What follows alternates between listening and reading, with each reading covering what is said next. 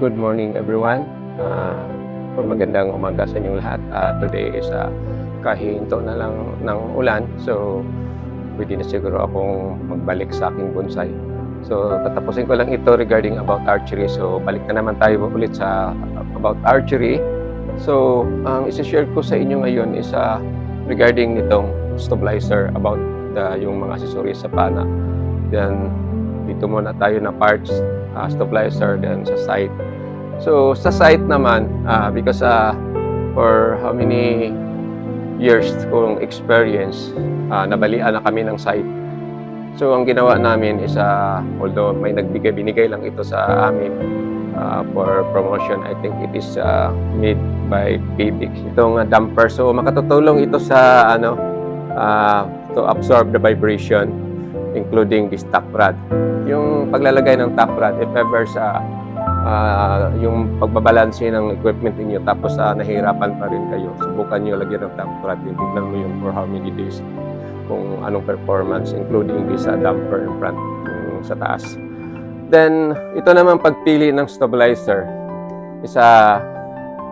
kailangan mas maganda, mas mahaba yung stabilizer. So testing mo lang muna yung maiksi tapos palitan nyo ng mahaba.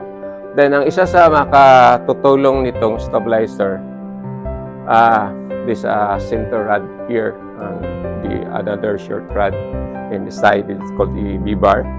So yung angle ng B-bar, mas maganda yung pinakamalapad. Yun ang na-experience ko na naglaro ng mga player ko, at saka nawagi naman, nanalo naman sila. So yung stabilizer, hindi lang basta kasi yung dala sa pagbili mo is only the stabilizer, then sometimes walang kasamang weight, yung pabigat. Then there's also a set na kasali na lahat yung pabigat pero the damper is not included. So pag nito is kailangan ang damper kasi natitisting na namin pag walang damper, yung vibration ng pana pag bitaw mo is halos hindi ma-absorb lahat yung vibration sa stabilizer. So pag lagyan mo ng damper is ma-lesser yung vibration ng pana ninyo kasi i-absorb doon sa dulo ng stabilizer, then diretso sa damper, mawala kaagad. So yun, so ipapakita ko itong video, although yung anak ko nabibideo nito ko sa mahirapan ako mag-focus. So try ko after this view na yung pag-edit ko, i-try ko slow-mo then para makita nyo yung vibration ng walang damper at saka yung may damper na. This is the Wiyawis stabilizer, then no damper on the tip of the stabilizer, just weight lang. Then ititesting ko ito na walang damper, then after that lagyan ko ng damper, then see what the difference.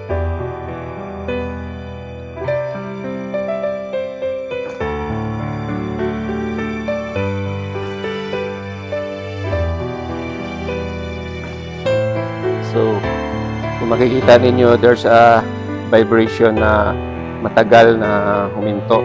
Then after that,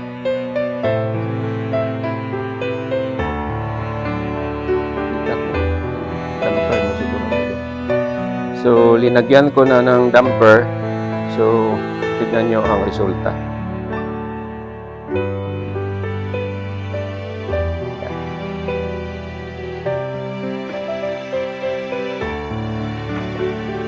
We have another bow here. This is also yung haba ng niya, stabilizer. This is 28 inches plus 2 inches, 4 inches na extender. So equivalent to 32 lahat, no? 28, 4 inches, 22. So tignan niyo yung performance pag walang damper. Sorry.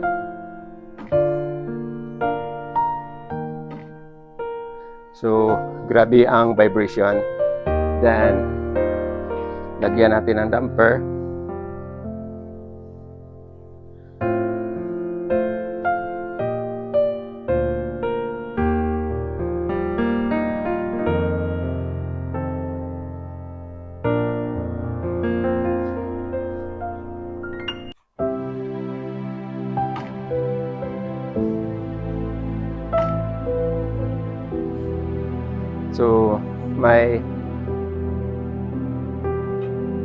nagre-reduce na yung vibration.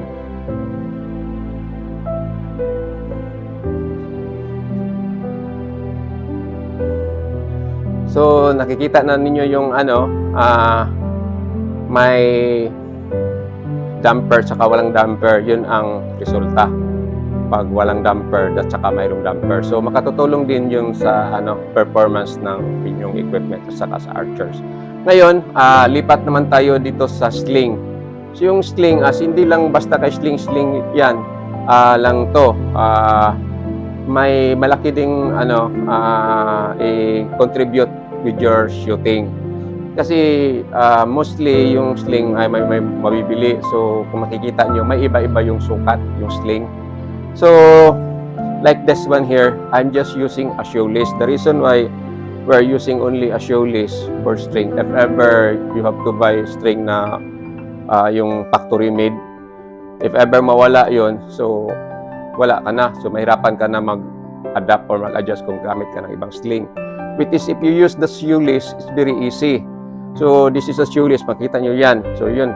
So pakita ko yung sling na ginagamit ng anak ko. So ito na yung ginamit niya. So itong sling niya, dito niya nilagay sa wrist. Then pasok dito. Yan. So itong sling, hindi lang basta sling, kasi yung sling, ang function yung sling na makatulong sa pag-perform mo is depende yun sa gaano ka bigat hatakin yung pana mo, then including the mass weight of your bow. That is very important. Like this one here in the bow, na yung bigat ng pana mo, may computation yan na gaano kabigat at saka yung mass weight. So masisearch din niyo yan sa mga expert na mga coach, yung taga-ibang bansa. Alam nila lahat yan. So sa akin, hindi ko lang isali yun sa lecture ko kasi tinuturo na sa nila. So doon na lang kayo manonood. So sa akin is regarding dito na lang sa sling. Balik tayo sa sling, no? Itong sling, halimbawa yung pana mo, pag sobrang lakas yung pana mo, yung sling mo medyo maluwag ng kaunti. Kasi paglipad yan, para hindi medyo masakit sa kamay, paglipad yan, diretso siya bago bumaba. Kasi yung pag ganyan mo, is yan, malakas yung pagtapon niya.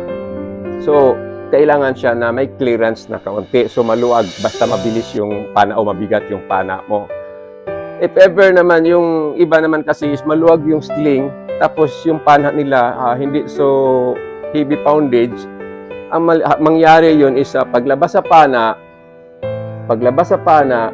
dahil hindi masyadong mabigat yung poundage nila, hindi yung diretso baba, yung diretso bagsak. So ang mangyari, instead paganyan pa, diretso sa palaglag sa baba. So ang mangyari dyan is parang loss ng kaunti.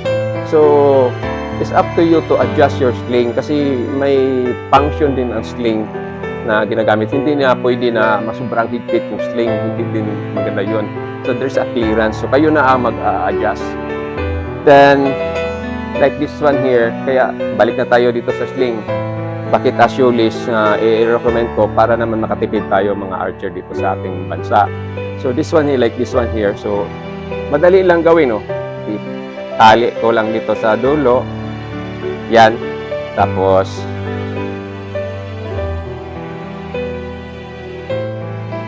yan, sling na.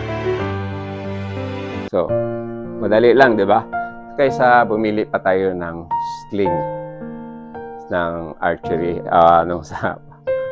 doon sa manufacturer. So it's very easy to make a sling na shoelace lang. If ever mawala ito, ay tanggalan na lang natin yung sapatos to.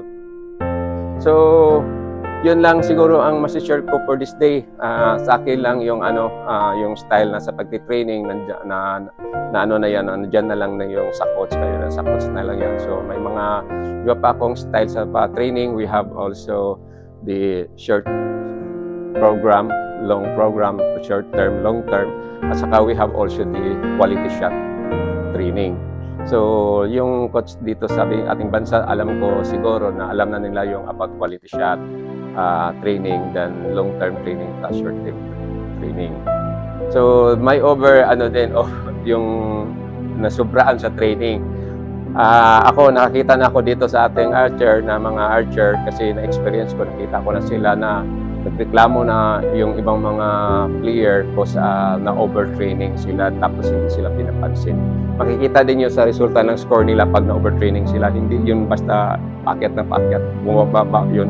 That's the time na you need to talk the coach and also the psychologist.